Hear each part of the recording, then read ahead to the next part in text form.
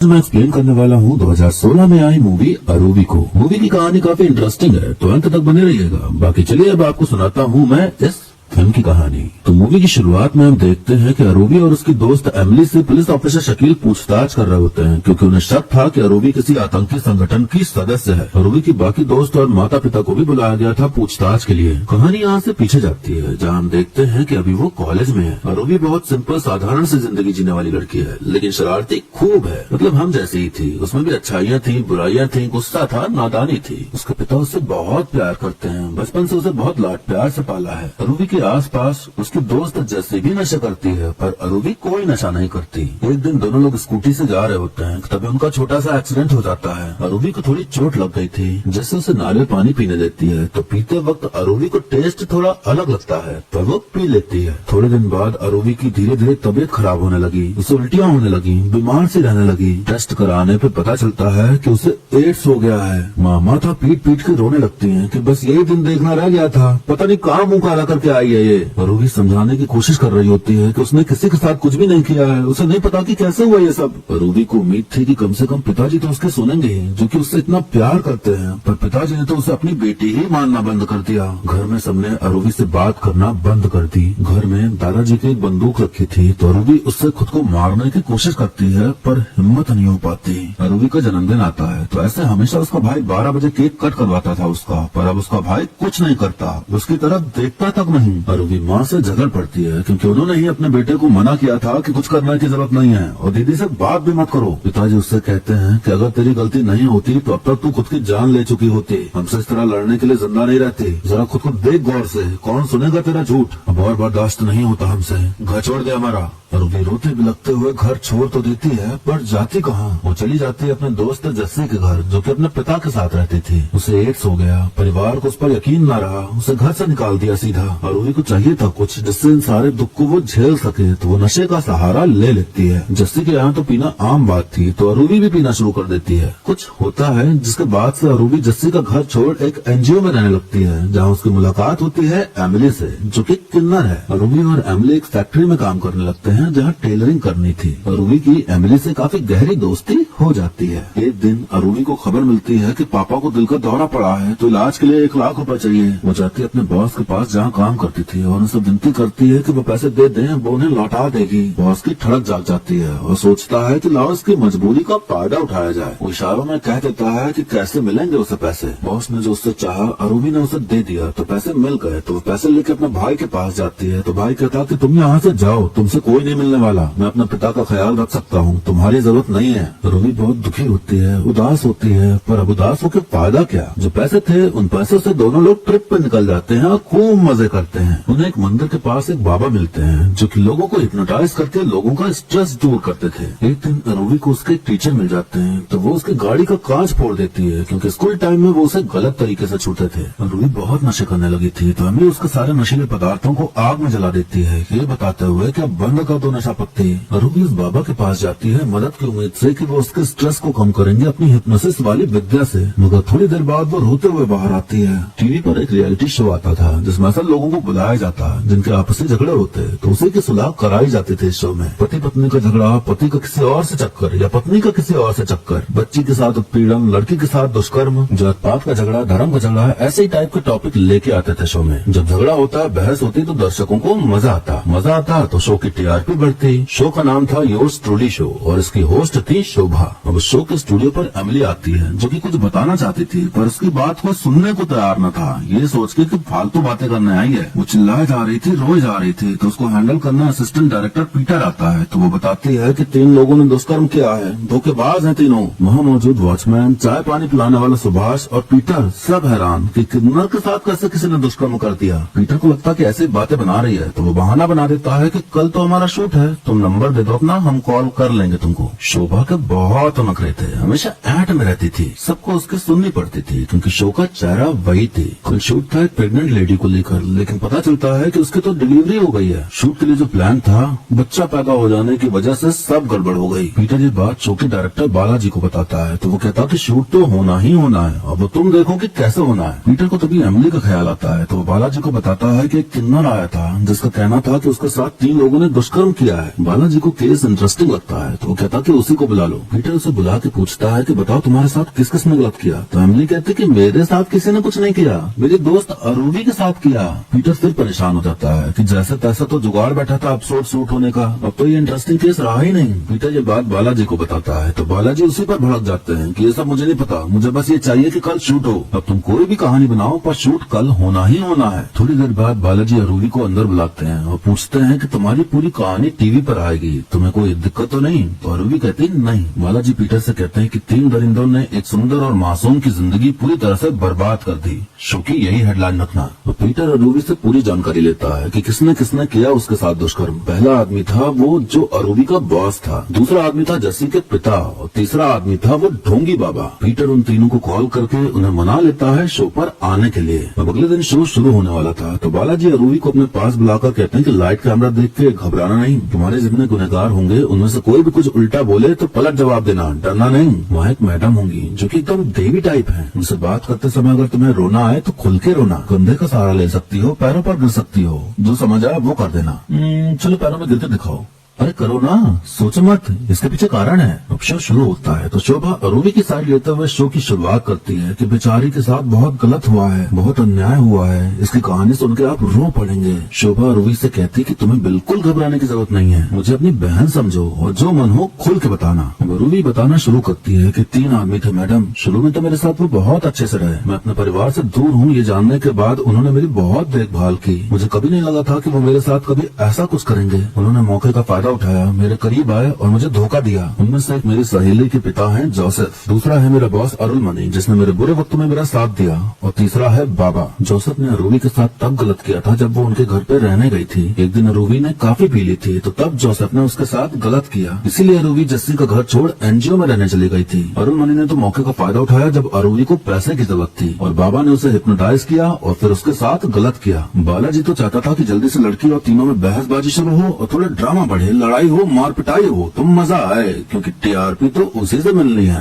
बाबा और अरुलमणि तो साफ इनकार कर देते हैं कि उन्होंने अरूवी के साथ कुछ नहीं किया है। जोसेफ को एहसास था कि उसने गलत किया है, वो अरूवी को बेटी जैसा मानता था पर फिर भी ऐसा काम किया जिससे को पता था सब, तो उसने अपने पिता जोसेफ से बात करना बंद कर दिया था। जोसेफ को रोता देख शोभा को हंसी आ जाती है तो अपनी आंखों में ग्लिसरीन डालती है ताकि आंसू आ जाए और फिर दुख भरी बातें बोल पाए। ब्रेक के टाइम बालाजी फिर से अरूवी से बात करते हुए कहता कि मैं एक फिल्म बनाने वाला हूँ, सोच रहा हूँ कि तुम्हें एक रोल दे दूं, शनिवार को मिलना तो मुझे, तब बात करते हैं। शोभा अरूवी से पूछती है कि बताओ इनकी पुलिस कंप्लेन करनी है क्या? तो अरूवी कहती कि ऐसा कुछ भी नहीं करना है, इनको बस अपनी गलती के लिए माफी मांगने को कहिए। अरुलमणि चिल्लाने लगता है कि हम क्यों उससे माफी मांगे, हम नहीं मांग रहे माफी। शोभा कहती कि तुम तो यहाँ न्याय मांगने आई थी ना, तो सिर्फ माफी से काम नहीं चलेगा, कुछ और एक्शन भी लो। अरूवी कहती कि मुझे कुछ नहीं करना है, बस कुछ कहना है। शोभा कहती कि बिल्कुल कहो, तुम इस देश की बेटी हो, बिल्कुल निडर होकर कहो जो कहना है। अरूवी कहती कि मुझे एड्स है मैडम। ये सुनकर सब बहुत चक्कर रह जाते हैं कि ये क्या नया ट्विस्ट आ गया कहानी में। अब तक दोनों मानने को राजी नहीं थे कि उन्होंने कुछ किया है, पर यह सुनते ही उनकी जान हलक पे आ जाती है कि कहीं उन्हें तो नहीं हो गया एड्स। और रूबी कहती है कि मुझे 2 साल से एड्स है, ये तीनों मेरे साथ सोए हैं तो मुझे लगता है कि इन्हें भी हो गया होगा। आप सभी सोच रहे होंगे कि आखिर अरूवी को एड्स हुआ कैसे, तो आपको याद होगा कि जस्सी ने एक बार अरूवी को नारियल पानी पिलाया था। नारियल काटते वक्त नारियल वाले की उंगली कट गई थी तो उसका थोड़ा बहुत खून नारियल के अंदर चला गया, वही नारियल अरूवी ने पिया था। नारियल वाले को एड्स रहा होगा तो अरूवी को भी हो गया। अरूवी शुरू से पूरी कहानी बता रही थी अपनी, तो पता चलता है कि एमिली को भी एड्स है। बालाजी 15 मिनट का ब्रेक देता है, वो भी लाइन मारने में पड़ा हुआ था, पर यह सुन के उसकी हवा टाइट हो जाती है और उसकी हवा टाइट होते देख अरूवी के चेहरे पर मुस्कान होती है। शोभा बालाजी पर गुस्सा दिखाती है कि एड्स पेशेंट को कहाँ से बुला लिया आपने। तो बालाजी पीटर पर गुस्सा आता है कि बिना पूरी जानकारी के तुमने उसे बुलाया क्यों। पीटर कहता कि एपिसोड अच्छा बन रहा है, अच्छी टीआरपी मिलेगी, इसको पूरा शूट करते हैं। तो बालाजी मान जाता है। अब डॉक्टर बुलाया जाता है और सबके टेस्ट किए जाते हैं, तो अरूवी को वाकई में सीरियस वाला एड्स था, पर वो तीनों नेगेटिव निकलते हैं, मतलब उन्हें एड्स नहीं था। बालाजी पीटर से कहते हैं कि इस रिजल्ट के बारे में किसी को नहीं पता चलना चाहिए, अभी के इमोशंस के साथ इसे आगे बढ़ाएंगे और अगले एपिसोड तक इसे खींचेंगे और फिर खुलासा करेंगे। अब तक शोभा अरूवी के साइड थी, लेकिन बालाजी के कहने पर वो अरूवी को ही दोषी मानना शुरू कर देती है। वो कहती है कि इस लड़की ने इन तीनों मर्दों की जिंदगी में नाजायज संबंध की आड़ में एड्स नामक जहर घोलने की पूरी कोशिश की है। अभी टेस्ट का रिजल्ट रिजल्ट आना बाकी है, तब तक ये तीनों पुरुष और भोली भाली दिखने वाली ये जालिम अरूबी हमारे साथ ही रहेंगे। तो बताइए मिस अरूबी, आपने इनकी जिंदगी क्यों बर्बाद की? इनमें एड्स फैला के आपको क्या मिला? अरूबी कहती कि मैंने इन्हें एड्स नहीं दिया, इनमें से दो ने मेरे साथ दुष्कर्म किया, अपनी कब्र इन्होंने खुद ही खोदी है, इसमें मेरी कोई गलती नहीं है। तुमने इन्हें साफ साफ क्यों नहीं बताया कि तुम्हें एड्स है? मेरा मन नहीं हुआ बताने का। अगर तुम बता देती तो इन तीनों की जान बच जाती ना। बेकार की बहस नहीं करते हैं, इनसे कहिए कि मुझसे माफी मांगे। अरूबी, आखिर किस तरह की लड़की हो तुम? चुड़ैल या चालाक? और ये क्यों माफी मांगे? ये तो खुद पीड़ित हैं। बाप की बीमारी का बहाना करके तुम खुद पैसों के लिए गई थी ना। अरूबी कहती किसी लड़की को मजबूर कर दिया जाए तो वो क्या कर सकती है? बेटी की सहेली को सोती हुई हालत में छूना, जो पेशेंट आप पर भरोसा करते हैं उन्हें हिप्नोटाइज करना और मदद मांगने आई लड़की पर बुरी नजर रखना, इनके साथ और कैसे पेश आया जाए? थूक देती, मार देती, पेपर स्प्रे यूज करती, उसके बाद भी मुझे जाने देते क्या? इन्हें जो करना है वो करके ही रहते। ये अरुणमणि जो की नेता है, ये तो मुझे मार ही डालता ना। और क्या ये मुझे 1 लाख रुपए दे देता अगर मैं इसे बताते कि मुझे एड्स है? मेरे पास और कोई रास्ता नहीं था, मुझे जो ठीक लगा वही किया। इन लोगों से माफी मंगवाने के बजाय तुम एक लड़की की पवित्रता की दुहाई दे रही हो। किस तरह की औरत हो आप? शोभा कहती कि दांत तोड़ दूंगी तुम्हारे। किस तरह की बातें कर रही हो? तुम मर रही हो तो क्या सबको मार डालोगी? भगवान पर विश्वास करती हो? अरूबी कहती नहीं, अगर करती तो कुछ भी बुरा करने से पहले 10 बार सोचती, किसी की जिंदगी बर्बाद नहीं करती। तुम्हारा कोई परिवार तो है नहीं ना, इसीलिए ऐसी आवारा हो गई हो, इतनी बेशरम हो गई हो। तुम भगवान को नहीं मानती, अपने माँ बाप का कहना नहीं मानती, पर समाज तो है ना। और अगर तुम्हें इस समाज में रहना है तो समाज के सारे नियमों का पालन करना ही पड़ेगा, तभी तुम इस समाज में खुशहाल जिंदगी बिता सकती हो। क्या तुम इस समाज में हंसी खुशी जिंदगी बसर नहीं करना चाहती? अरूबी लंबी चौड़ी बात बोलते हुए बताती है कि समाज में जीना है तो बस पैसा चाहिए, और वो पैसा कहाँ से आ रहा है इस समाज को कोई फर्क नहीं पड़ता। ये समाज पूरी जिंदगी पैसे कमाने में लगा रहता है ताकि जी सके या लोगों को दिखा सके अपना पैसा महंगी चीजें खरीद कर, जो शायद उसको जरूरत भी नहीं है। और फिर यही सब करते करते मर जाता है इंसान, बस समाज को खुश रखने के चक्कर में। इन सामाजिक मापदंडों की जरूरतों की पूर्ति में ही हम मर जाते हैं। सिर्फ तभी यह समाज आपको और आपके परिवार को अपनाता है, और अगर आप इस तरह समाज को खुश रख सकते हो तभी आप समाज में जी सकते हो। और इस तरह जीते जीते इंसान कई बार मर जाता है, लेकिन उसे लगता है कि वो खुश है। जिस तरह तुम यूं ही मर जाते हो उसी तरह तुम एड्स से भी मर सकते हो। शोभा को समझ नहीं आता कि वो क्या बोले, तो वो ब्रेक लेने को बोलती है, पर बालाजी कहते हैं कि कंटिन्यू रखो। पर शोभा उठ के जाने लगती है। शोभा अरूबी को भगाने लगती है, वो तीनों भी वहाँ से सरकने लगते हैं। बालाजी को लगता है कि अब मसाला मिल रहा है तो कैमरा चालू रखने बोलता है। शोभा बहुत बदतमीजी से अरूबी को भगा रही थी। अरूबी 2 सालों से बस सुनती ही आ रही थी अपने बारे में बुरा और बुरा सहती भी आ रही थी। आज सब कुछ सोचकर उसका पारा चढ़ गया, गुस्सा आ गया उसे। वो अपने बैग से बंदूक निकालती है और शोभा के ऊपर तान देती है कि तुम उठी कैसे? हाँ, बहुत बोल रही थी ना, अब बोल इन तीनों को मुझसे माफी मांगे। बालाजी सेट की तरफ देख ही नहीं रहा था कि क्या फसल मच गई है, बस स्क्रीन में देखकर बड़बड़ाया जा रहा था कि कैमरे के सामने से हटो, कैमरे के सामने से हटो। तो अरूबी उसको शांत करने के लिए उस पर गोली चला देती है। वो मरता नहीं, बस गोली छू कर निकल जाती है। पर ये देख सबकी हालत पतली हो जाती है। अरूबी सबको स्टूडियो में इकट्ठा करती है और सबको मोबाइल ले लेती है। अमली को भी कोई आइडिया नहीं था कि अरूबी ऐसा कुछ कर देगी। अरूबी टेस्ट रिजल्ट तीनों को पकड़ाते हुए कहती कि तुम तीनों HIV नेगेटिव हो। एपिसोड इंटरेस्टिंग बनाने के लिए डायरेक्टर ने ये जानकारी छुपा कर रखी तुमसे। बालाजी से कहती कि तुम लोगों को परवाह नहीं है ना किसी की, सिर्फ अपनी एपिसोड की पड़ी रहती है तुम्हें। शोभा से कहती कि तुम्हें इतना गुस्सा क्यों आता है? मैं इस बीमारी की मुश्किलें जानती हूँ, कोई भी HIV पॉजिटिव पेशेंट इसे फैलाने की कोशिश नहीं करेगा। तुम तीनों ने जो किया गलत किया। मैं सिर्फ इतना चाहती थी कि तुम लोग सबके सामने शो में मुझसे माफी मांगो, पर सब गड़बड़ हो गई। आप सबको जब पता चला कि मुझे एड्स है तो आप सबने मुझे हीन भावना से देखना शुरू कर दिया। ये मुझे अच्छा नहीं लगा। एड्स कोई ऐसी बीमारी नहीं है जो सिर्फ छूने से फैल जाती हो, ये क्रोनिक डिजीज है। ब्लड प्रेशर, दिल की बीमारी या डायबिटीज की तरह ये बीमारी भी एक बहुत बड़ा व्यापार है। ज्यादा से ज्यादा पैसे कमाने के लिए ये इम्पोर्टेंट है कि मरीज मरे, ना कि बीमारी, तभी कमाई होती रहेगी। किसी को नुकसान पहुँचाने का मेरा कोई इरादा नहीं था।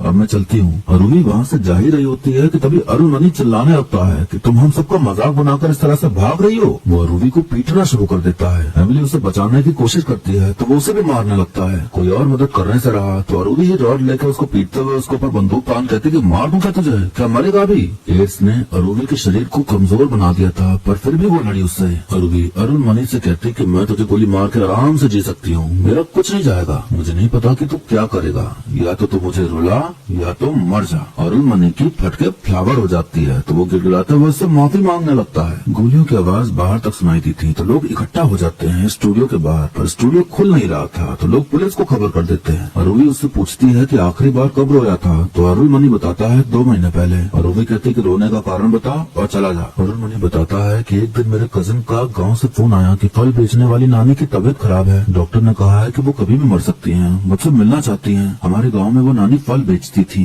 मैं बचपन से जानता था उनको, उनका नाम तो नहीं पता, मैं नानी ही बोलता था उन्हें। जब मैं स्कूल में था तो मेरा ज्यादातर वक्त उनके साथ ही बीता करता था। वो हमेशा कुछ न कुछ खिलाया करते थे मुझे। वो कटाई के समय कलाटू डोसा बनाती थी। कलाटू डोसे के बीच में गोल होता है, मुझे वो खाना बहुत ही पसंद था। उस रात सोने से पहले उन्हीं का ख्याल मेरे मन में आया। कजिन का फोन आया, जिसका डर था वही हुआ। उसने बताया कि वो चल बसी। मैं गांव गया, अंतिम संस्कार का सारा खर्चा उठाया मैंने। सारा गांव जमा हुआ, हमने चिता जलाई और उन्हें अर्पित कर दिया। ऊपर और नीचे लकड़ियों से दबी वो कलाटू डोसे में गुड़ की तरह लग रही थी। वो देख मेरी आंखें भर आईं। मैं बहुत रोया था उस दिन। इतना कहकर वो जोर जोर से रोने लग जाता है। ये कहानी सुन अरुवी को भी रोना आ जाता है। बाहर पुलिस का जमावड़ा लग गया था क्योंकि उन्हें लग रहा था कि शायद आतंकियों ने स्टूडियो के लोगों को बंदी बना लिया है। बियर की बोतल पड़ी देख अरुवी का दिमाग टनकता है। वो कहती कि तुम लोगों को मैं इतनी आसानी से नहीं छोड़ूंगी, एक गेम खेलेंगे, अगर तुम ढंग से खेलोगे तो मैं तुम्हें छोड़ दूंगी। बोतल घूमेगी, जब बोतल तुम्हारी तरफ रुके तो मैं जैसा कहूँ तुम्हें वैसा करना होगा। पहली गलती पर मैं हवा में गोली चलाऊंगी और दूसरी गलती पर मैं सीधा सर पर गोली मार दूंगी। बोतल घूमती है और एक आदमी की तरफ जा रुकती है तो अरुवी कहते कि चलो 7 का पहाड़ा सुनाओ, तुम्हारे पास 1 मिनट है।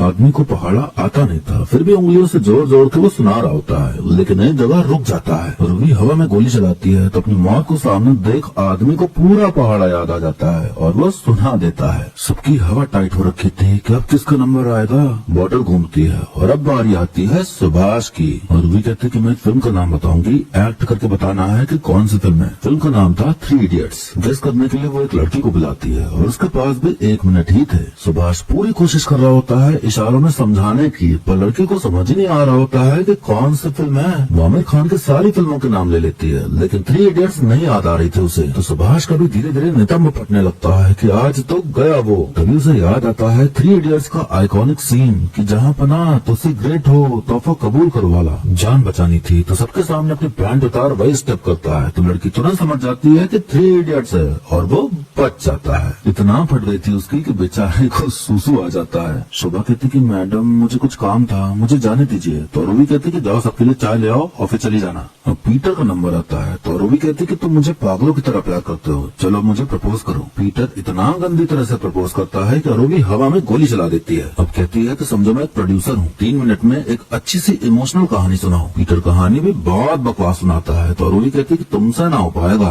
तुम रहने दो। जो औरत एकदम ऐंठ में घूमती रहती थी अब सबको चाय पिला रही होती है लेकिन अरुवी उसे जाने नहीं देती। अब अरुवी एक सिचुएशन बनाती है। वो शोभा, अरुणमणि और वॉचमैन तीनों को एक साथ बैठाती है। वो कहती कि शोभा एक ऐसी औरत है जिसका वॉचमैन से चक्कर चल रहा है और अरुणमणि तुम इसके पति हो, तुम तीनों योर्स ट्रूली शो में आए हो। अरुणमणि तुम आए हो इंसाफ मांगने। अरुवी के हाथ में बंदूक थी तो तीनों लोग उसी किरदार में एक्टिंग करना शुरू कर देते हैं। तीनों एक दूसरे से बहसबाजी कर रहे थे और करते करते माहौल हंसी मजाक वाला हो जाता है। सबको मजा आने लग जाता है इन तीनों का तमाशा देख के। बाहर पुलिस सोच रही थी कि आतंकी हमला हुआ है और यहाँ सब चिल मार रहे थे। रूबी को जब पता चलता है कि बाहर पुलिस आ गई है तो वो पुलिस से कांटेक्ट करती है और कहती है कि यहाँ सब बंदूक की नोक पर हैं, तो कोई भी अंदर आने की कोशिश मत करना। सिचुएशन को हैंडल करने अब वहाँ आते हैं सीनियर पुलिस ऑफिसर शकील। पूरा स्टेट हिल गया था और पूरी मीडिया जमा हो गई थी स्टूडियो के बाहर। शकील फोन करके पूछता है कि बताओ तुम्हारी क्या मांगे हैं, तुम कौन से ग्रुप से हो। तो अरुवी कोई जवाब नहीं देती। थोड़ी देर बाद अरुवी फोन करके कहती कि मैं ऐसा कुछ भी नहीं करना चाहती जिससे किसी को चोट पहुंचे। यहाँ सब सुरक्षित है।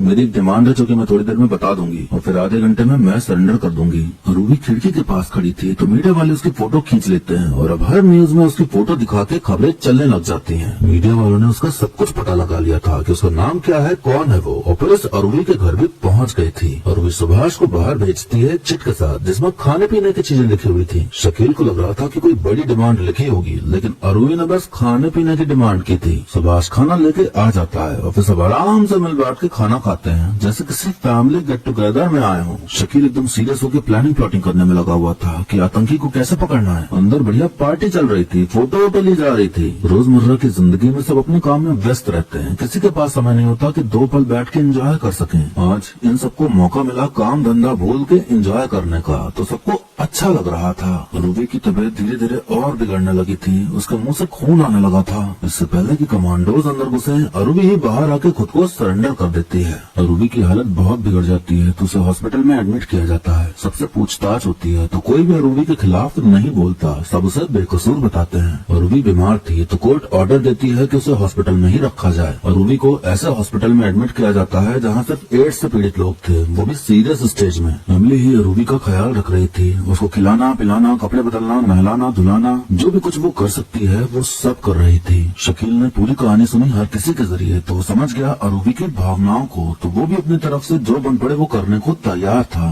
अरूवी के अब बाल भी कट जाते हैं, उसके अब हाथ भी कांपना शुरू हो गए थे। रोज देखती थी वो अपने आसपास हर किसी को मरते हुए। धीरे धीरे वो भी अपनी मौत के करीब जा रही थी। हम देखते हैं कि उसकी दोस्त जस्से उससे मिलने आती है। अरूवी की हालत देख वो फूट फूट कर रोती है। एक दिन अरूवी रोते हुए अम्मी से कहती है, मुझे आप बिल्कुल अच्छा नहीं लग रहा, लगता है मैं यहीं मर जाऊंगी, मुझे कहीं ले चलो प्लीज। एमिली भला उसे कहाँ ही ले जाती। अरूवी को अपने पिता की बहुत याद आ रही थी। वो अपने में ही बोल रही होती है कि मुझे मेरे पापा से मिलना है। अब एक दिन एमिली देखती है कि अरूवी गायब है। अरूवी अकेले ही निकल जाती है और रहने लगती है एक जगह जो पहाड़ों से घिरी हुई थी। उसे उस अस्पताल में घुट घुट के नहीं मरना था, उसे मरने से पहले खुली हवा में सांस लेना था, थोड़ा और जीना था। अरूवी अपनी जिंदगी में बिताए अच्छे और बुरे पलों को याद कर करके रोती रहती थी। अब अरूवी फेसबुक पर एक वीडियो पोस्ट करती है जिसका नोटिफिकेशन सबको जाता है जो भी अरूवी को जानते थे। अरूवी वीडियो में कहती कि मुझे नहीं पता कि जब तक आप लोग देखेंगे मैं जिंदा रहूंगी कि नहीं, मुझे समझ नहीं आता मैं क्या कहूँ। मैं बचपन से बहुत शैतान रही हूँ, मैं अपने छोटे भाई को बहुत रुलाती थी और वो पप्पी जो हमारे गाँव में था और मेरे स्कूल के सारे दोस्त पता नहीं अब वो कहाँ है। मैं तो शादी करके बच्चे भी पालना चाहती थी, न जाने कितने सपने संजोकर रखे थे मैंने अपने बच्चों की परवरिश के लिए। बहुत डर लगता है, रोज मरने का ख्याल, इस खूबसूरत जगह को छोड़ने का ख्याल मुझे एहसास दिलाता है कि मैंने जिंदगी ठीक से नहीं जी। दर्द है पर कोई बात नहीं, खाना नहीं निकल पाती पर कोई बात नहीं, बस लगता है कुछ दिन और जी लूं, बस सिर्फ कुछ दिन और जी लूं। पापा मुझे आपकी बहुत याद आती है, मैं बस आपके बारे में सोचती रहती हूँ। मैंने कुछ गलत नहीं किया पापा, आप मेरे बिना कैसे जी पाते हैं। जब आपने कहा चली जाओ तब मेरे पास कोई नहीं था, बस एमिली थी। वो मुझसे बहुत प्यार करती है, मेरा बहुत ख्याल रखती है, पर मैंने उससे कभी नहीं पूछा कि उसे क्या चाहिए। अगर मेरे जाने के बाद तुम में से कोई भी अपने बच्चे का नाम अरूवी रखेगा तो मुझे बहुत अच्छा लगेगा। उस अरूवी को बताना कि वो किसी भी इंसान या चीज पर आंख मूंद कर कभी भरोसा न करे। उसे सवाल करना सिखाना और कहना कि सबसे अच्छे तरीके से बर्ताव करे। और मैं क्या कहूँ मुझे नहीं पता, दिमाग में बहुत कुछ होता है पर मैं भूल जाती हूँ। आज सुबह मुझे बहुत खांसी हुई तो मुझे लगा कि मैं आज ही मर जाऊंगी। मैंने सोचा अगला खांसी का दौरा पड़ने से पहले तुम सबसे ये कह दूं कि काश मैं तुम सबको एक बार देख पाती। अगर मुझसे कोई गलती हुई हो तो मुझे माफ कर देना। ये पूरी वीडियो देख सभी लोग इमोशनल हो जाते हैं। पीटर को कुछ ज्यादा ही फील हो गया था वीडियो कि अरूवी अकेला कहीं घुट घुट के मर रही है। वो ठान लेता है कि उसकी जो विश है सबको आखिरी बार देखने की वो पूरी करेगा। दरअसल उसे अरूवी के लिए फीलिंग आ गई थी। वो सभी लोगों को कॉल लगाना शुरू करता है और ये पता करके कि अरूवी कहाँ है प्लान बनाता है वहाँ जाके उसे सरप्राइज देने का। अब सब पहुँच जाते हैं अरूवी के पास। जितने लोगों को आपने मूवी में देखा सब आए हुए थे, इंक्लूडिंग उसके माता पिता भाई भी। अरूवी अपने पिता और बाकी सबको देख बहुत बहुत बहुत बहुत खुश होती है। सब लोग खाने पीने का सामान बहुत कुछ लाए थे तो आग जला के बढ़िया एक साथ सब एंजॉय कर रहे होते हैं। यही मोमेंट जीना था अरूवी को जाते जाते कि सब हंसी खुशी उसे विदा करें, कोई नाराजगी न रह जाए, सब एक साथ हों उसके जाने से पहले। पीटर तभी अरूवी को प्रपोज भी कर देता है। पीटर ने बिल्कुल वैसे ही प्रपोज किया जैसे अरूवी को चाहिए था, जैसे उसका सपना था कि उसका प्रेमी उसे प्रपोज करे। वो लोग बॉटल घुमाने वाला गेम भी खेलते हैं और बॉटल अरूवी पे आके रुकती है। पीटर उसकी मुस्कुराते हुए फोटो खींचता है और फिर इसी कहानी के साथ ये मूवी यहीं पर खत्म हो जाती है।